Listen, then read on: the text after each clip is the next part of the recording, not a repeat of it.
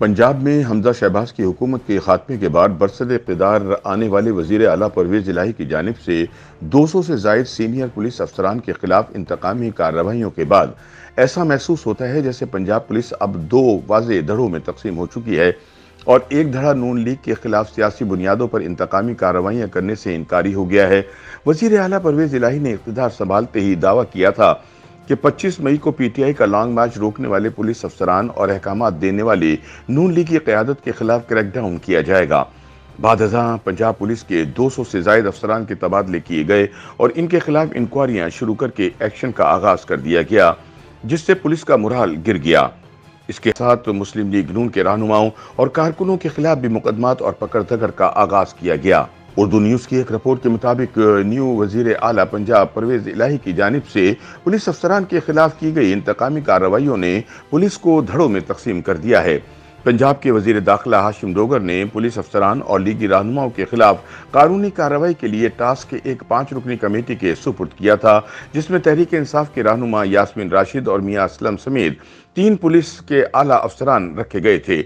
लेकिन नागुज़ीर वजूहात की बिना पर अभी तक नून लीग के खिलाफ इस पैमाने पर कार्रवाइयाँ देखने को नहीं मिली जिनकी पीटीआई के कारकुनान तवक्को कर रहे थे। अभी तक सिर्फ 2 मेंबरान पंजाब असेंबली नज़ीर चौहान और ताहिर मुगल को ही गिरफ्तार किया गया है, लेकिन वो भी जमानत पर रिहा हो चुके हैं।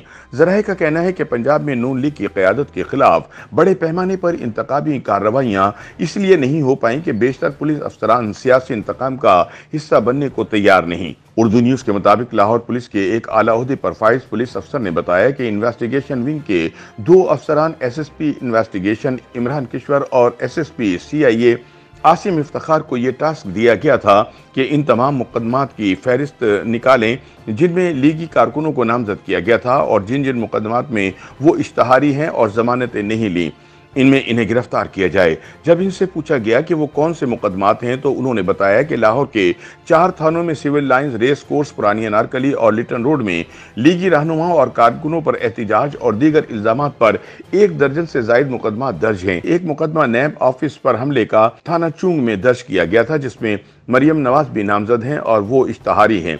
उन्होंने कहा कि इसमें जमानत भी नहीं करवाई और इस मुकदमे में दहशतगर्दी की दफा शामिल है।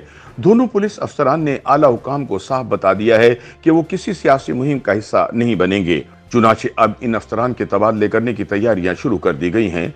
वज़ीर दाखिला पंजाब हाशिम डोगर ने कहा है कि पुलिस एक डिसिप्लिन इदारा है। कोई भी अफसर अगर अपने आईनी और कानूनी फ़राइज़ अंजाम नहीं देगा तो वो टीम का हिस्सा भी नहीं रहेगा।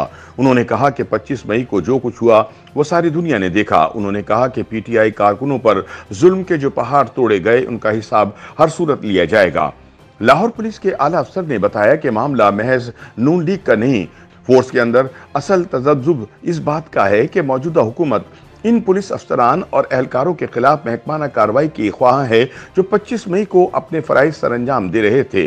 अफसरान का चुनाव सियासी बुनियादों पर। पुलिस के आला अफसर के मुताबिक पुलिस का महकमा इस वक्त एक तरह की सियासी कशमकश में घिर चुका है। पीटीआई वाले अफसरान की तैनाती में ये बात मद्देनजर रखते हैं कि वो नून लीग के दौर में कहाँ तैनात थे।